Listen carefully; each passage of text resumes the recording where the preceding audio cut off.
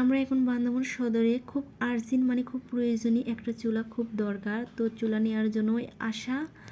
তো কিছুদিন হচ্ছে আমার চুলাটা নষ্ট হয়েছে, তে নষ্ট হওয়ার মানে কিছুদিন আগে ওই চুলাটা নেওয়া হয়েছিল, প্রায় 6 মাসই হয়নি। চুলাটার ওয়ারেন্টি আছে, তারপরেও নষ্ট হয়েছে। তো ওর বাবা বলতেছে বারবার চুলাটা নিয়ে গেলে নিয়ে আসা নিয়ে যাওয়া ঝামেলাতে ওই 2বার মানে রিহানের বাবাই 2বার ঠিক করেছে। তারপর ঠিক করার পরে কিছুদিন রান্না করার পরে আবার নষ্ট হলো।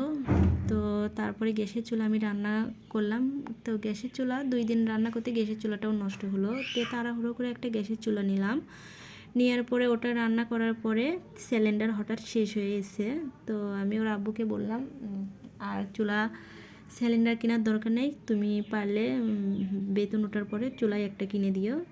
তো আমি জানতাম না আজকে আমাকে চুলা কিনে দিবে। তো আজকে ওর সকালে অফিস ছিল, তো বিকেলে অফিস ছিল না, তে বললো বাইরে যাব। তো বাইরে আসার পরে মানে বান্দরবান শহরে আসার পরে আমাকে এখানে নিয়ে আসা হলো, তে চুলা দেখালো। তো আমি ওকে বললাম চুলা যেহেতু কিনে দিবে সবচেয়ে কম দামের চুলা কিনে দাও, কারণ এর আগে 4টা চুলা আমার নষ্ট হয়েছে, 2টা রাইস কুকার আবার একটা গ্যাসের চুলা, এগুলো জিনিস বেশি দিন টেকে না।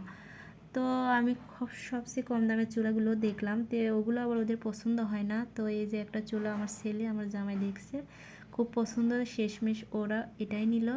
তো এদিকে এই যে দেখুন টাকাটা দিয়ে দিচ্ছে, আর এদিকে আরিয়ান আর হাজবেন্ড দেখেন কাফি দৌড়ি নতুন নতুন হাঁটা শিখে তা খুব খুশি। তো আজকের ভিডিও এই পর্যন্তই, সবাই ভালো থাকবেন।